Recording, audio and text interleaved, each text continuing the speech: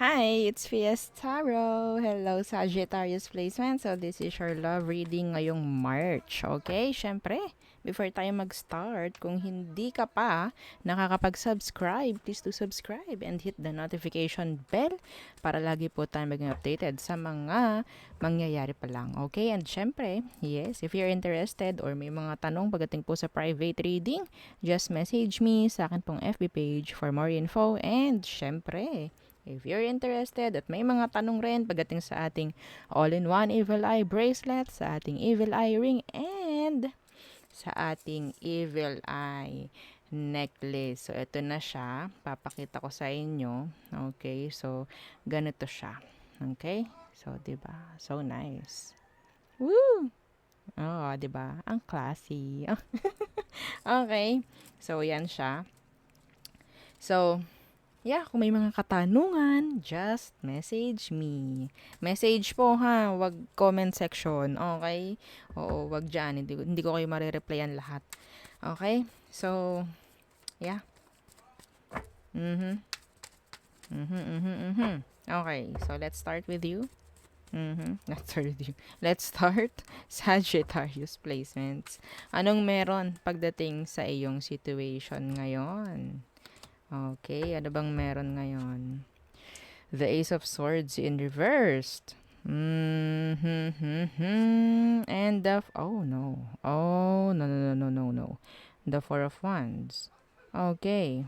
So, may nakapag-commit ng hindi tama. Yes. Okay. May nakapag-sinungaling. Merong hindi naging open. Merong hindi naging clear. Or pwedeng currently. No? Pagdating dito sa sitwasyon nyo, sa relasyon na to. Okay, na pwedeng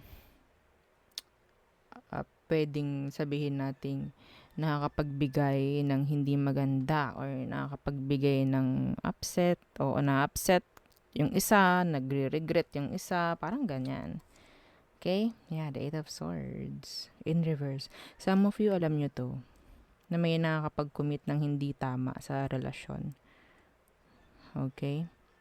Anyway, kasi kapag situation, marami talaga akong makukuhang energy. Pero tingnan natin, ano bang meron sa taong ito para mas maging klaro. Okay. Anong meron sa kanya? Some of you, this is a tagong relasyon. Okay, so tingnan natin anong meron sa taong ito. Sag. Okay. The Seven of Wands. And, and the Three of Pentacles. Some of you, this is a third party. Okay, may third party energy. Yeah, the Lovers in reverse. So,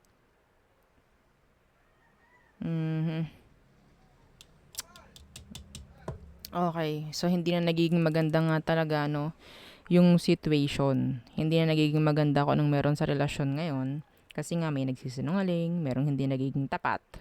Okay? Because meron ditong nagtatago ng third party. Itong taong to, tinataguan kanya ng third party or pwedeng nahuli mo na to. Okay? Pwedeng nahuli mo na and maybe you're, sabihin natin, ina-avoid na. Okay? Ina-avoid mo na tong taong to. Okay? So, some of you, I think, gusto nitong i-build ulit or maybe i-gain ulit yung trust mo. Okay? So, sa ngayon, yeah. So, may nangyaring hindi maganda. May nangyaring pagsisinungaling, mga ganyan. Okay. So, tingnan natin, ano bang meron? Ano bang intention niya ngayon? Anong intention ng taong to? Pinagtaguan ka niya eh. No? Anong intention or emosyon niya ngayon pagdating sa'yo, Sag? The Emperor in reverse. The Chariot. Okay, so, pagdating sa emosyon niya ngayon, nandyan yung parang, sabihin nating, may takot, no? May takot na parang umako ng kasalanan. Okay? Andyan yung tatanggi. Okay? Nandyan yung tatanggi. Nandyan yung parang sabihin nating, kasi nagawa ko yun kasi ganito ka rin eh. May ganon. May ganon. Oh my God. May ganon na tendency itong taong to. Okay? So, yun nga, maybe, kung gumagawa ito ng paraan sa ngayon na kunin yung attention mo, kunin yung tiwala mo uli, pero may pag ganon, no? May pagsabi ng, kaya ako naman kasi ginawa yun kasi meron ka rin namang ganto, ganto, ganyan, ganyan. 'Di ba? Ayaw niya yung sasarilinin niya lang yung ah, problem or yung issue. Some of you, kung meron nga talaga na ginawa kang hindi maganda sa taong to, well, ayun yung dahilan niya talaga. Okay, ayun talaga yung dahilan niya. Ang emosyon niya sa ngayon is hindi ito parang magpapatalo eh. Kung anong meron sa inyo. May nagtaguan kasi. Hindi ko malaman kung kaninong side. Pwedeng side nyo pareho. So, parang, okay, pagdating sa pag-fix is parang sobrang marami ng tension dito. Ina-avoid na ang pakikipag-ayos. Kung pareho kayo na nag-commit ng hindi maganda. Okay? So, tingnan natin anong next action niya if ever. Next action ng taong to sa'yo ngayong March. The Tower in reverse to avoid. Oh, the Star. Avoiding. Yeah.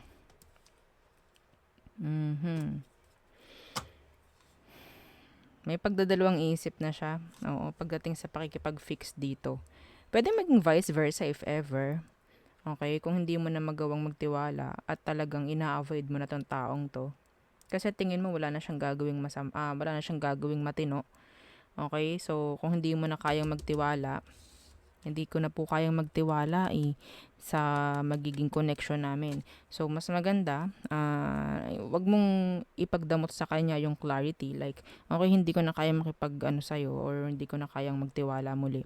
Parang ganyan, no? So, kasi, yun nga eh. Pagdating sa kanya, hindi rin naman niya kayang gawin, no? Kung ano man ang magiging, ang tawag dyan, kung ano magiging opinion mo, kung ano mga gugustuhin mo, hindi rin naman niya magagawa if ever.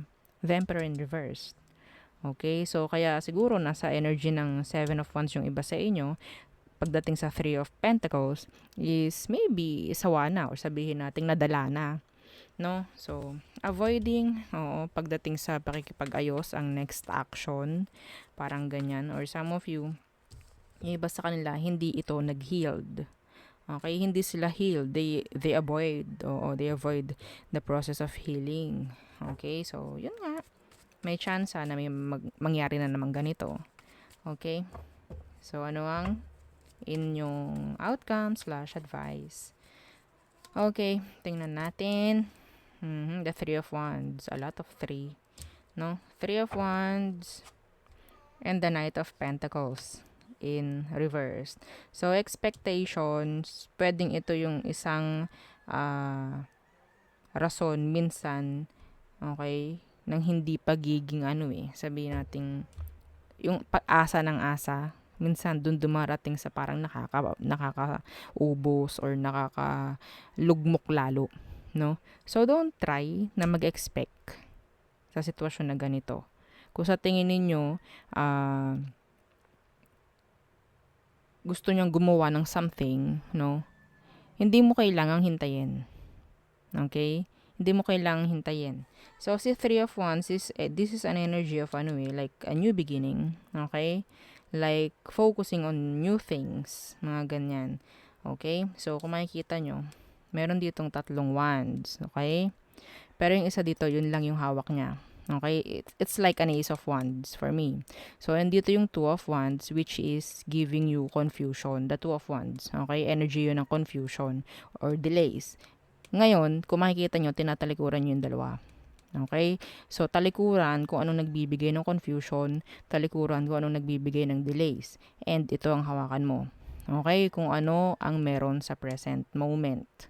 Okay? Hindi pwedeng masira ng taong ito kung ano man ang gusto niyang gawin sa relasyon ninyo at ikaw is parang magugulo lang naman. 'Di ba? So, mas maganda na wag mo hahayaan, no, na parang maapektuhan ng taong ito if ever. Kung hindi mo na nga kaya magtiwala, just say so. Oo, sabihin mo na lang din. Okay? Kasi para hindi na rin lang din to parang umasa or what. Okay? So, the Knight of Pentacles universe, ito yung sabihin nating minsan kailangan nating maging matigas. No? Oo. Pagdating sa mga ganitong sitwasyon. Lalo na nga kung naging paulit-ulit na. Okay? So, yeah. Iwasan nyo yung parang pag-expect na lang ng pag-expect kasi dun tayo naubos noon. Yung iba sa inyo. Okay? Nag-try na mag-trust, no? Paulit-ulit. Pero hindi naman nangyari kung ano man yung dapat mangyari. Masyado mo nang, masyado nang ano to eh, like sabihin natin, gamay na gamay mo na. No? So, yeah. Yun ang nakikita ko for you. So, tayo muna sa all signs for you, Sagittarius. Okay. Sagittarius placements. Aries through Pisces. Okay. Okay. Aries. So, hindi nila kayang, mayroon ditong hindi niya kayang bumalik, hindi niya kayang maging responsible. They're just being practical for some of them. So, Taurus, andyan yung repeat. Okay. Andyan yung pagbabalik. Okay. So, Gemini, pwedeng nawawala na yung attraction. Wala silang confidence sa sarili nila na gumawa ng kahit anong action towards you. Cancer. So, pwedeng mayroong conflation with this Cancer yan. Some of you pwedeng meron ditong endings or new beginning na pwedeng mangyari or changes. Okay, with this Cancer. So, next is Leo. So, they can't